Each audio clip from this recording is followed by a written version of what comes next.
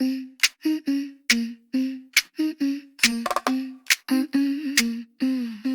a cottage of cedar with shutters of blue lived three little kittens, a mischievous crew.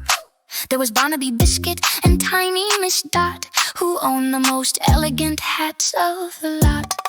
But as the sun rose over the garden of green, not a single silk topper was there to be seen. "My fedora!" cried Barnaby, clutching his ears, as his big yellow eyes started filling with tears. "My bonnet!" squeaked Dot with a twitch of her nose, with the ribbon of lace and the miniature rose. And Biscuit, the ginger, let out a deep wail, for his cap with the tassel was gone from the nail. They looked in the laundry, they looked in the sink, they paused by the saucer to sit and to think. They peered under cushions and behind the tall clock, and even inside of a grandfather's sock. They scrambled through cupboards of china and tin, making a clatter and marvelous din. "Is it here in the flour?" asked Biscuit, all white, looking just like a ghost in the morning soft light. "Is it under the rug?" wondered Dot with a hop, but she found only dust and a stray lollipop.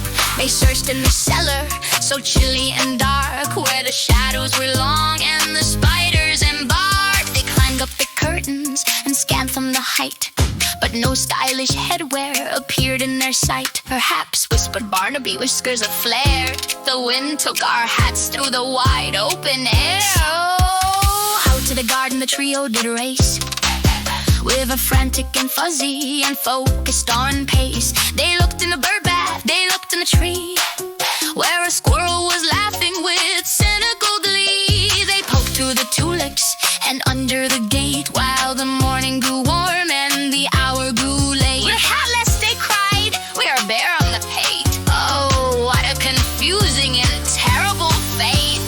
But then by the shed where the sunflowers grow, they saw a strange movement, rhythmic and slow.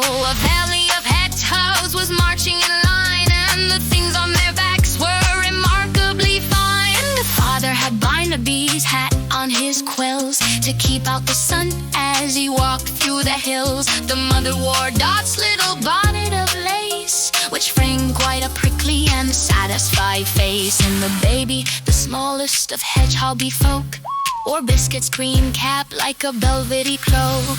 The kitten stood frozen and started to purr, with a ripple of joy in their colorful fur. It looked so delightful, Miss Dot gave a squeak, with a blush on her furry and calico cheek. "Our hats were for fashion and looking so grand, but they're umbrellas for friends in this land." The hedgehogs bowed low with a grateful hello, as the kittens were sighted to just let it go. For a hat is a treasure, it's true this is known, but it's better when shared than when worn alone. So they danced in the grass in the warmth of the day, as the hedgehogs went wobbling along on their way. The kittens were